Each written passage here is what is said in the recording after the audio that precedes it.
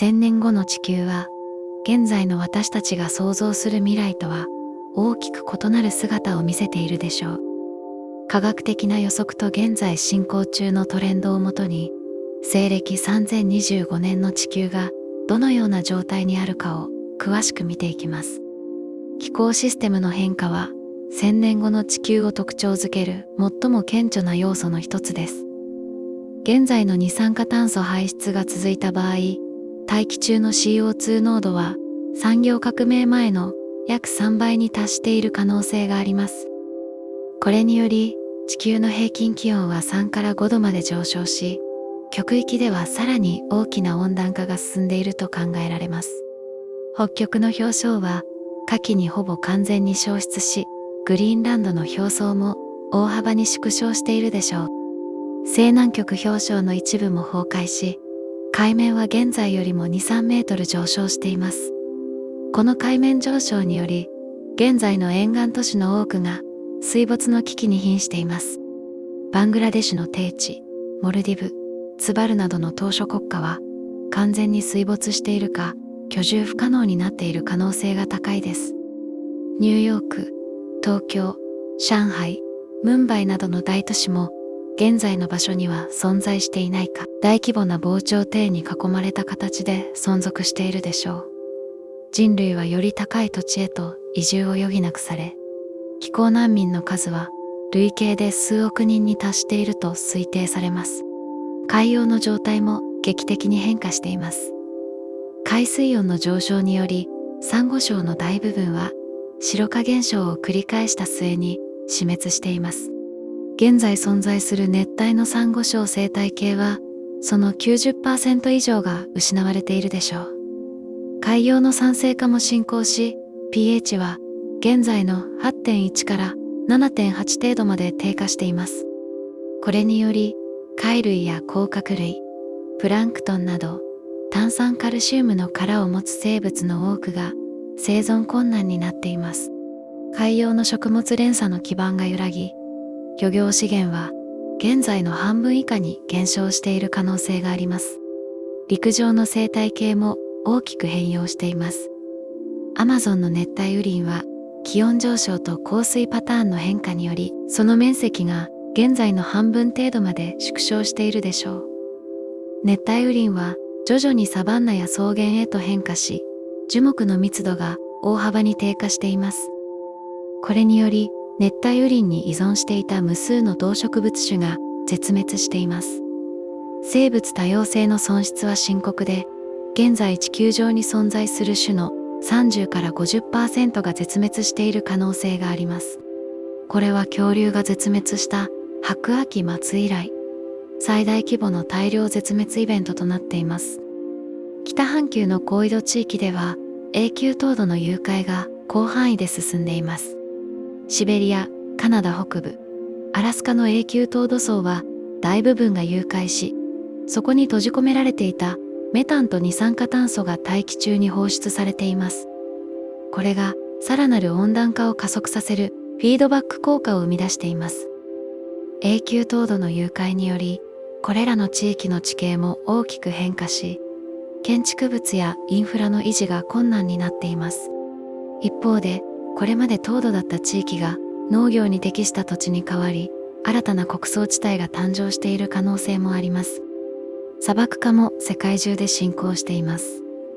サハラ砂漠は南に拡大し、サヘル地域の多くが不毛の土地となっています。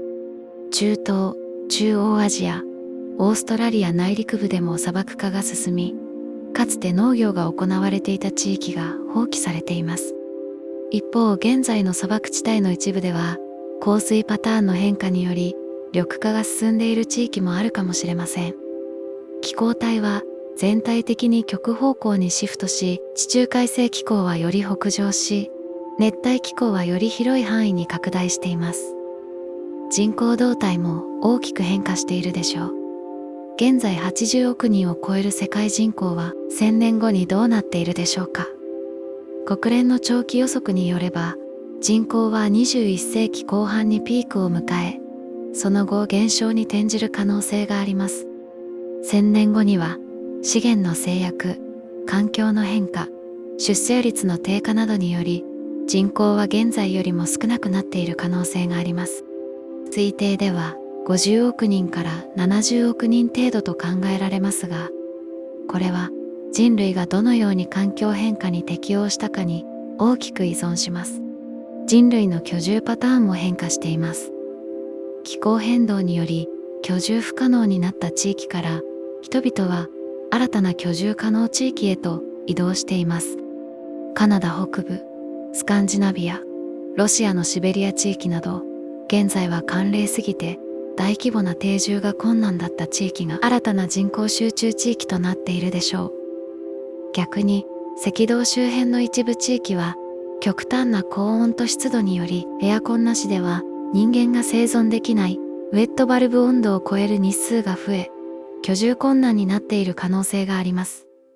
都市の形態も進化しています。1000年後の都市は垂直農業、循環型経済、再生可能エネルギーを完全に統合した高度に持続可能なシステムとなっているでしょう。高層ビルは単なる居住空間ではなく、食料生産、水処理、エネルギー生成を行う自己完結型の生態系となっています。建材には二酸化炭素を吸収するバイオマテリアルや自己修復能力を持つナノマテリアルが使用されています。交通システムは完全に自動化され、個人所有の車両という概念は過去のものとなっているでしょう。エネルギーシステムは完全に再生可能エネルギーに移行しています。太陽光発電、風力発電の効率は飛躍的に向上し、エネルギー貯蔵技術も大きく進歩しています。核融合発電が実用化され、クリーンで無限に近いエネルギー源となっている可能性もあります。化石燃料の使用は博物館でしか見られない過去の技術となっているでしょう。宇宙空間に設置された巨大な太陽光発電衛星がマイクロ波やレーザーで地球にエネルギーを送信している可能性もあります。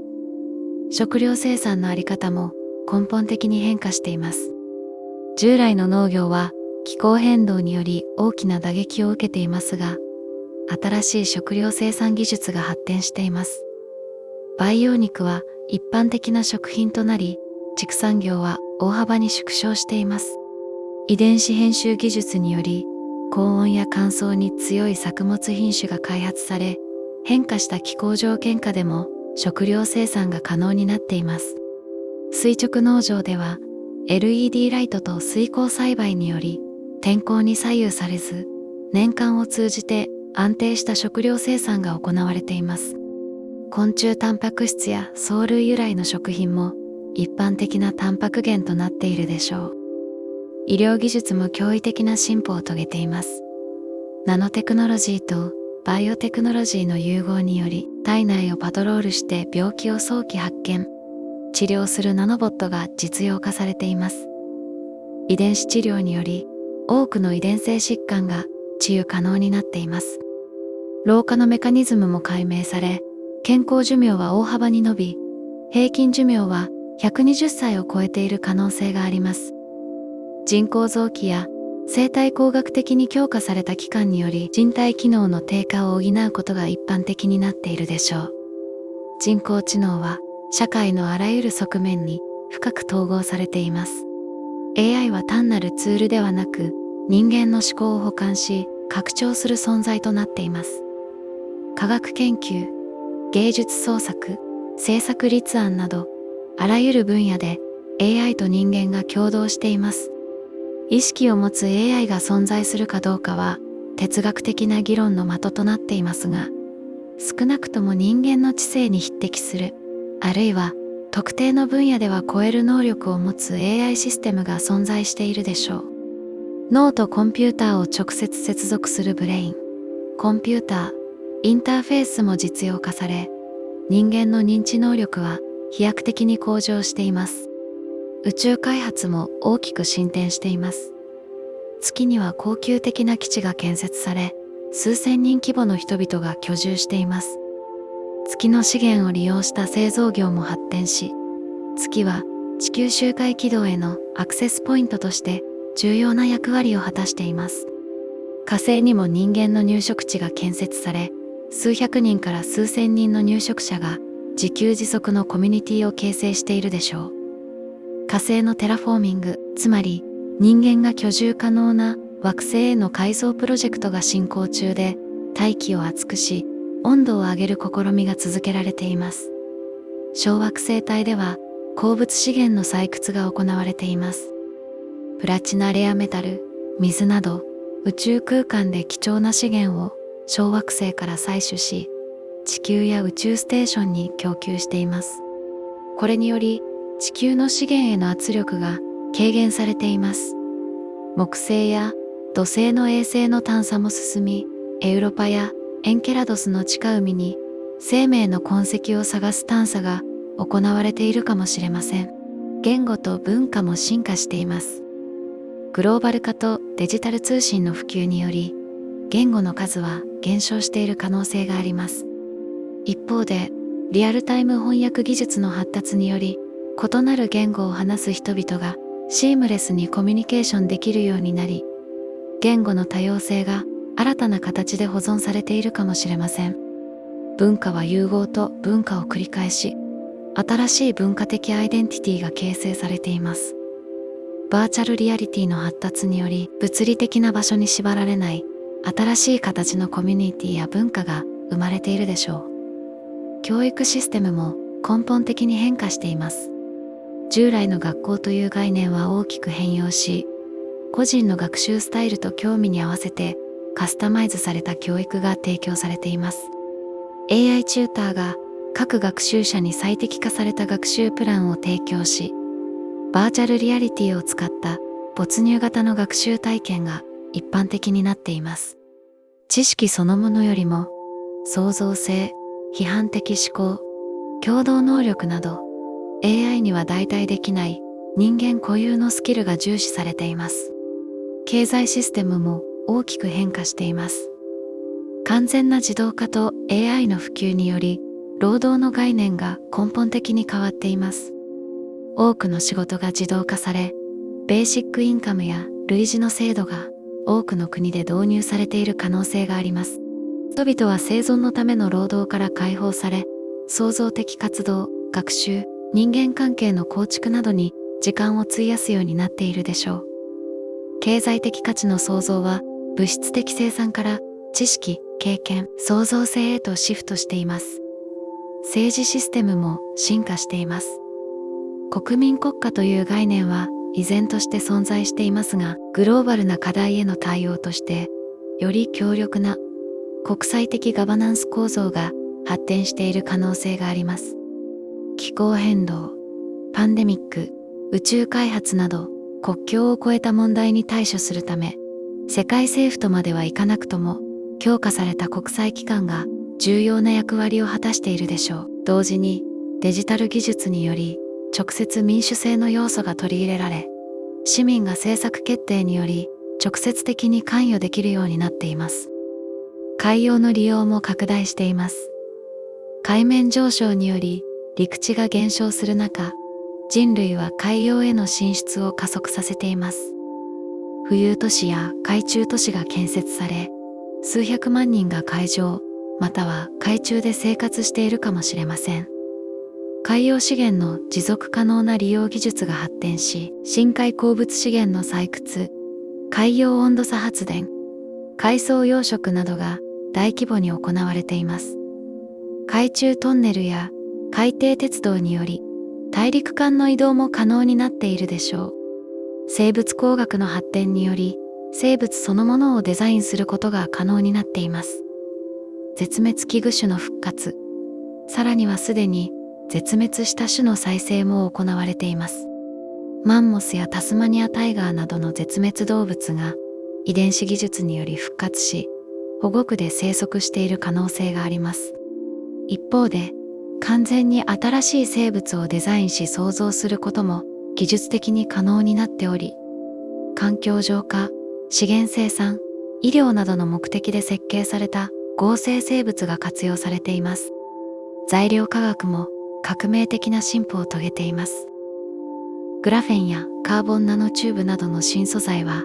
強度、軽さ、導電性において従来の材料を大きく上回り、建築、交通、電子機器など様々な分野で使用されています。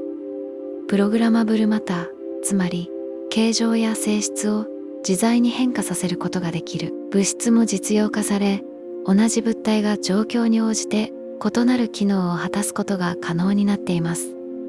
量子コンピューティングは完全に実用化され、現在のスーパーコンピューターでは何年もかかる計算を瞬時に実行できるようになっています。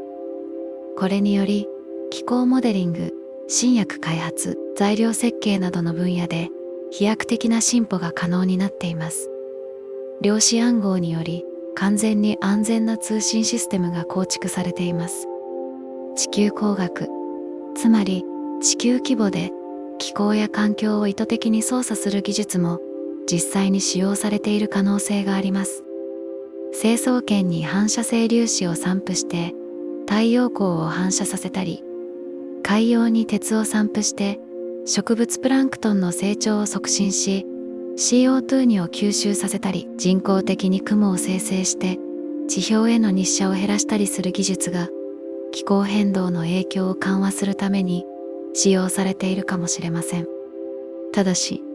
これらの技術には予期しない副作用のリスクもあり、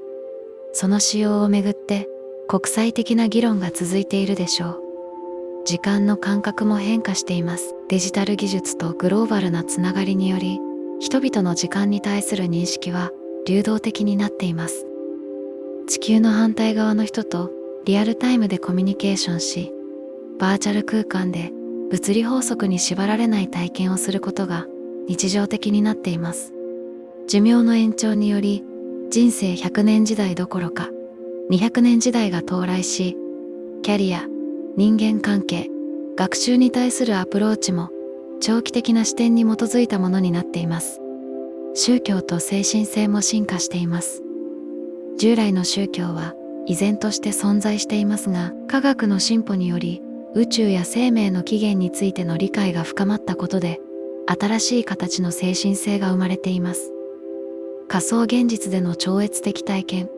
AI との対話を通じた哲学的探求、宇宙という広大な存在の中での人間の位置づけに関する新しい視点など、テクノロジーと精神性が融合した新しい信仰の形が現れているでしょう。芸術表現も革新的に変化しています。AI との共同創作、脳波を直接アートに変換する技術、4次元や5次元の仮想空間での彫刻、触覚や嗅覚を含む全感覚的な芸術体験など、現在では想像もできない形の芸術が生まれています。同時にデジタル化が進む中で、手作りの物理的な芸術作品が希少価値を持ち、高く評価されるという逆説的な現象も起きているかもしれません。犯罪と法執行も変容しています。AI による犯罪予測と予防、生体認証とトレーサビリティの向上により、従来型の犯罪は大幅に減少している可能性があります。一方で、サイバー犯罪、AI を悪用した犯罪、遺伝子技術の悪用など、新しいタイプの犯罪が出現しています。プライバシーとセキュリティのバランスをどう取るかは、依然として社会的な議論の焦点となっているでしょう。スポーツとエンターテインメントも進化しています。身体能力を拡張する技術により、人間の運動能力の限界が押し上げられ、オリンピック記録は現在の水準を大きく超えています。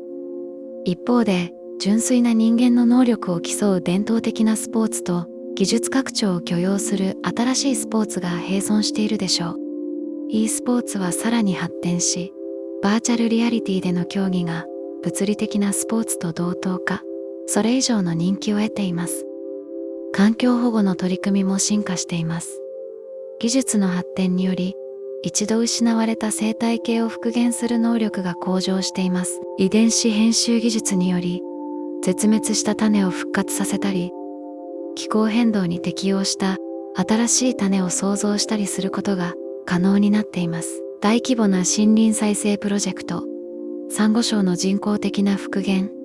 汚染された地域の浄化などが世界中で行われています。しかし、技術による解決策に依存しすぎることの危険性も認識され、自然との共生を重視する思想も根強く残っているでしょう。水資源の管理も重要な課題となっています。気候変動により降水パターンが変化し、一部の地域では深刻な水不足が発生しています。海水淡水化技術は大幅に改善され、エネルギー効率が向上し、コストも下がっています。大気中の水分を直接補修する技術、効率的な水リサイクルシステム、バーチャルウォーター、食料生産に必要な水を考慮した国際貿易システムなどが発展しています。水は21世紀以上に重要な資源として認識され、その管理と配分をめぐる国際協力が不可欠となっています。1000年後の地球は挑戦と機会が共存する世界です。気候変動と生物多様性の損失という深刻な問題を抱えながらも、人類は技術革新と適応能力により新しい文明の形を創造しています。持続可能性、技術と自然の調和、グローバルな協力という価値観が社会の基盤となり、私たちの子孫は現在とは大きく異なる。しかし、確かに人間的な生活を営んでいることでしょう。1000年後の都市は、もはや私たちが知る都市という概念を超越しています。垂直農園と居住空間が一体化した超高層建築物が限られた土地を最大限に活用しています。これらの建物は単なる構造物ではなく、生きた生態系そのものです。外壁には光合成を行うバイオフィルムが張り巡らされ、建物自体が酸素を生産し、大気を浄化しています。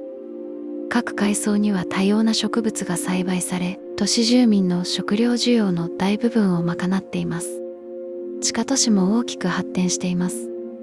地熱エネルギーを利用した快適な居住空間が広がり、地上の気候変動の影響を受けにくい安定した環境を提供しています。人工太陽システムにより、地下でも自然光に近い照明が確保され、精神的な健康も保たれています。一方で、海上都市や浮遊都市も現実のものとなっています。海面上昇により失われた沿岸地域の代替として海洋上に建設された自律的なコミュニティは、波力発電と海洋温度差発電により完全にエネルギー自給を達成しています。これらの都市は移動可能で、季節や気候条件に応じて最適な位置へと移動します。エネルギー問題は根本的に解決されています。核融合発電が実用化され、ほぼ無限のクリーンエネルギーが供給されています。太陽光発電の効率は現代の10倍以上に達し、宇宙空間に展開された巨大なソーラーパネルアレイがマイクロ波で地球にエネルギーを送信しています。資源の概念も大きく変化しました。ナノテクノロジーの発展により、原子レベルでの物質操作が可能になり、あらゆる物質を他の物質に変換できる分子プリンターが一般家庭にも普及しています。これにより、採掘や製造による環境破壊は過去のものとなりました。循環型経済が完全に実現し、廃棄物という概念自体が消滅しています。海洋プラスチックや産業廃棄物はすべて資源として回収、再利用されています。かつて環境問題の象徴だった海洋ゴミは、今や貴重な原材料供給源として認識されています。農業は完全に工業化、科学化されています。遺伝子編集技術により、あらゆる環境で育つ作物が開発され、砂漠や極地でも食料生産が可能になっています。しかし、これは自然破壊を伴うものではありません。むしろ、劣化した土地の再生と並行して進められています。培養肉技術は完全に成熟し、動物を殺すことなく、本物の肉を生産できるようになりました。これにより、畜産業による環境負荷は劇的に減少し、広大な牧草地が森林や湿地に戻されています。味や栄養価は本物の肉と区別がつかず、むしろカスタマイズが可能なため、個人の健康状態や好みに合わせた最適な食品を生産できます。海洋農業も主要な食料供給源となっています。海藻や魚類の養殖技術が高度に発展し、海洋の生態系を破壊することなく、持続可能な形で食料を得ています。これらの海洋農場は、同時に海洋生物の保護区としても機能し、生物多様性の維持に貢献しています。医療技術の進歩により、平均寿命は150歳を超えています。ナノボットが体内を常時巡回し、病気の早期発見と治療を行います。がんや心臓病、認知症といった現代の主要な死因はほぼ克服されました。遺伝子治療により、遺伝性疾患は出生前に修正可能です。しかし、倫理的な議論を経て、人間の基本的な特性や多様性を損なう遺伝子改変は厳しく規制されています。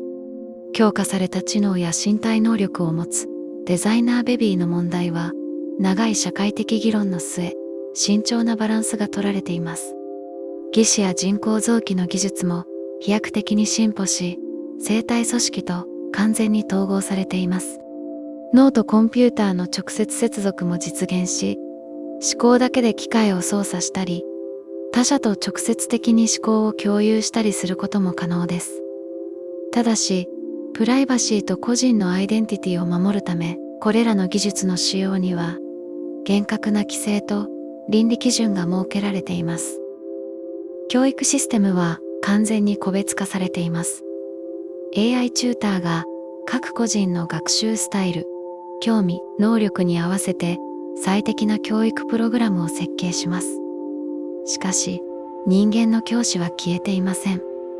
むしろ、彼らの役割はより重要になっています。教師は知識の伝達者からメンターや人生の指導者へと変化し、批判的思考、創造性、倫理的判断といった AI では教えられない人間的な能力の育成に注力しています。脳とコンピューターの接続技術により、知識のダウンロードも可能になりました。しかし、経験と理解は依然として時間をかけて獲得する必要があることが認識されています。知識へのアクセスは容易になりましたが、知恵の獲得には依然として人生経験と熟考が必要です。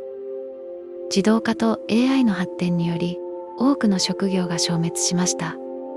しかし、新しい職業も無数に生まれています。人間は単純労働から解放され、創造的な仕事、芸術、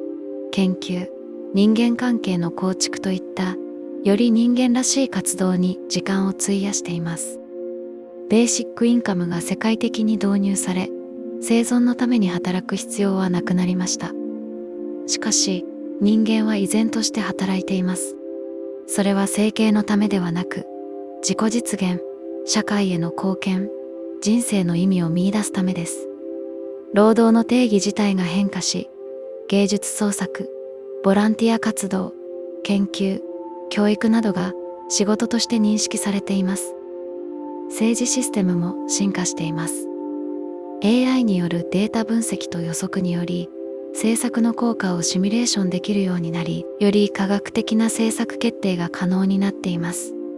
同時に、直接民主制の要素が強化され、重要な決定には市民が直接参加します。ブロックチェーン技術により、投票の透明性と公正性が保障され、政治的腐敗は大幅に減少しています。気候変動の最悪の影響は避けられませんでした。海面は数メートル上昇し、多くの沿岸都市が失われました。しかし、人類は適応し、失われた生態系の一部を回復させることに成功しています。大気中の二酸化炭素を直接捕獲する技術が大規模に展開され、温室効果ガスの濃度は徐々に低下しています。絶滅した種の一部は保存されていた DNA から復活させられています。ただし、これは慎重に行われ、生態系のバランスを崩さないよう配慮されています。巨大な森林再生プロジェクトが世界中で実施され、失われた森林面積の多くが回復しています。これらの新しい森林は単なる木の集合ではなく、生物多様性を最大化するよう科学的に設計されています。海洋でもサンゴ礁の再生プロジェクトが進行中で、遺伝子編集により温暖化に耐性のあるサンゴが開発されています。国境の意味は薄れています。人々は物理的にもバーチャルにも自由に移動し、多文化的なアイデンティティを持つことが普通になっています。しかし、地域文化や伝統は消滅していません。むしろ、グローバル化と並行して、ローカルな文化の価値が再認識されています。言語の壁は、リアルタイム翻訳技術により、ほぼ消滅しました。しかし、人々は依然として複数の言語を学びます。それは、言語が単なるコミュニケーションツールではなく、異なる思考様式や文化的視点を理解する手段であることが認識されているからです。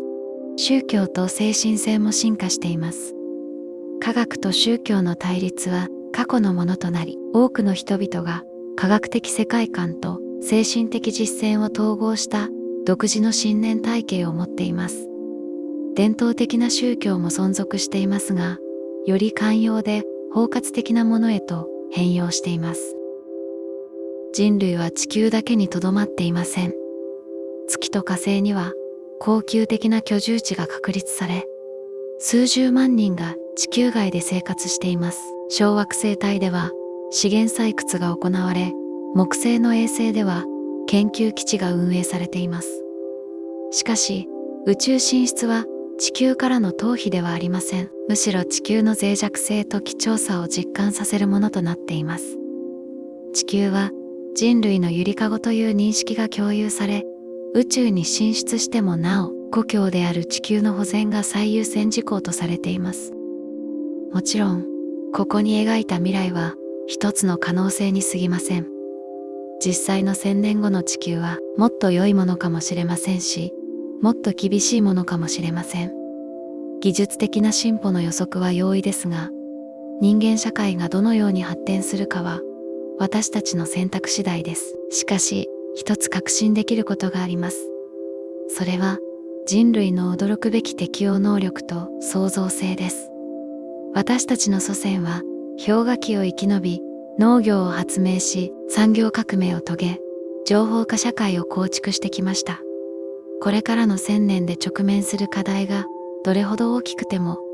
人類はそれを乗り越える可能性を持っています。重要なのは、今を生きる私たちの選択です。気候変動への対応、持続可能な開発、技術の倫理的使用、教育への投資、国際協力の強化、これらすべてが1000年後の世界を形作ります。未来は予測するものではなく、想像するものです。私たちの子孫がどのような世界を継承するかは、今この瞬間の私たちの決断にかかっています。楽観主義でも悲観主義でもなく、現実的な希望を持ってより良い未来を築くために行動することが求められています。1000年という時間軸は遠く感じられるかもしれませんが、それは私たちから30世代ほど先の子孫です。彼らに誇れる遺産を残すことが